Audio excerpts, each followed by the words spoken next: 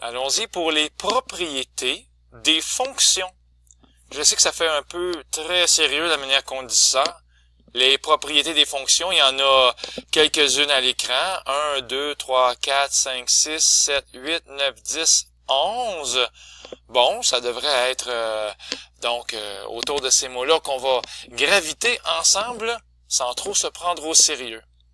Je vous rappelle qu'une fonction, qu'est-ce que c'est une fonction? Ça veut dire que lorsque j'ai un x, je n'ai pas plus qu'un seul y qui est jumelé avec ce x-là. Par exemple, lorsque x vaut 4 ici, y vaut 3. Donc, lorsque x vaut 4, il n'y a pas un y qui vaut 2,5 quelque part. Y vaut 3. Lorsque x vaut 6, y vaut, ici où il y a ma petite main, quelque part, je crois, entre 1 et 2, genre 1,5. Donc, il n'y a pas 2y associés. Donc, rapidement, je vais faire apparaître des couleurs à l'écran comme ça et essayer de mettre un peu de vie et d'amour dans cette vidéo. On ne sait pas trop de quoi l'histoire parle, hein? Lorsque x vaut moins 2, y vaut moins 6. OK, mais qu'est-ce que ça pourrait être?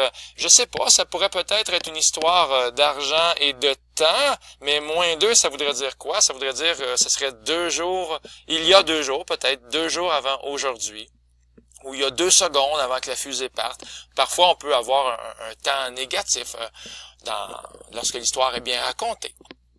Et bon, bref, lorsque x vaut moins 2, y vaut moins 6, et à un moment donné, x vaut 0, y vaut moins 3, x vaut 2, y vaut 0.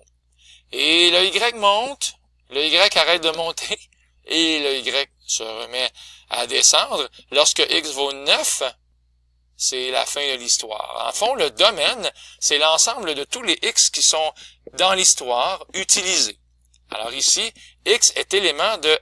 Ici, il y a des crochets. Alors, les crochets de moins 2 à 9, tous les x qui sont dans cette histoire-là, ils sont éléments de cet ensemble-là, qui va de moins 2 à 9.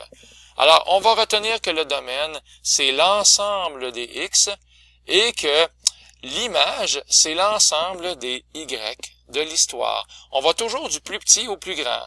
Le plus petit y, c'est moins 6, et le plus grand y, c'est 3. Alors, je vais enlever ma couleur, là, on va bien le voir. Le plus petit des y ici, c'est moins 6, et le plus grand des y, c'est 3. Alright? Donc, le domaine, c'est les x qui sont utilisés, et l'image, c'est les y qui sont utilisés. Alors, y est élément de moins 6 à 3, avec les crochets, bien sûr. Maintenant, croissant, ça veut dire quand est-ce que ça monte. Alors, on répond avec, et c'est là que j'insiste, on répond avec x. Parce qu'on se rappelle que le patron dans une fonction, c'est x. Dis-moi combien de kilomètres j'ai fait en taxi, puis ensuite, je te dirai combien ça coûte. Dis-moi combien de biscuits tu prends, puis je te dirai combien ça coûte. Dis-moi, ça fait combien de temps que t'es parti, je te dirai ça fait combien de kilomètres que tu as parcouru. Donc, c'est x qui décide, et lorsqu'on y va avec croissant, décroissant ou constant, j'aimerais qu'on réponde avec x. En fait, c'est pas moi qui décide, c'est la littérature mathématique.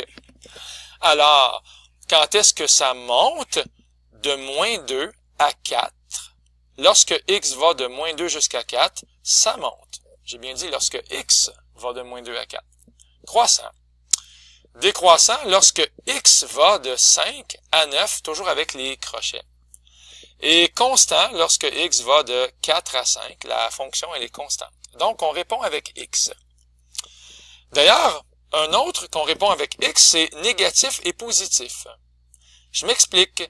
La fonction est positive lorsque quoi? Lorsque le y qui est associé au x ici, quand les x valent de 2 à 7, les y sont positifs.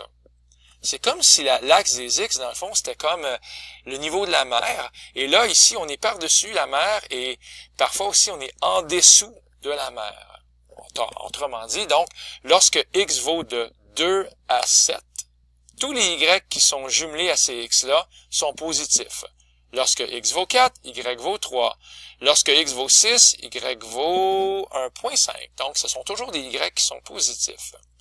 Alors, la fonction est positive lorsque x, parce que c'est x le patron, varie entre 2 et 7. La fonction est parfois négative. Genre, si x vaut 0, y vaut moins 3. Si x vaut moins 2, y vaut moins 6. Donc, on tombe en dessous du niveau de la mer. On tombe en dessous du niveau de l'axe des x, finalement. Alors, la fonction est négative. Regardez comment c'est écrit. De moins 2 à 2.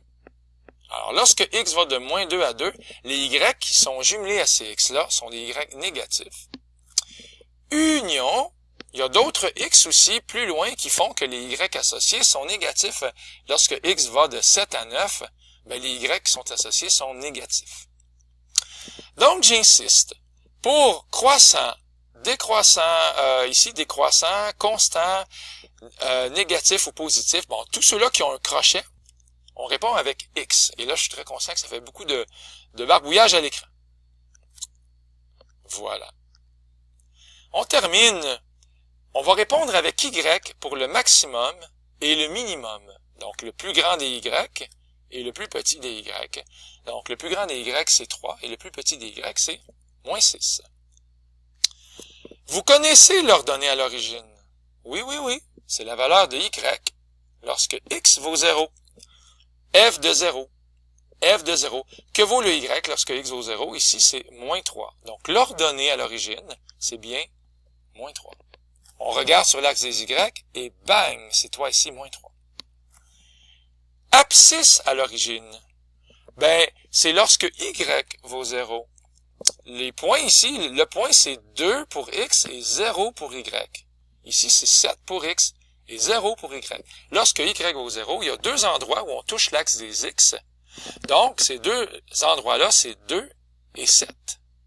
À remarquer, 2 et 7, on les écrirait pas avec un intervalle. On l'écrirait plutôt avec tout simplement une accolade.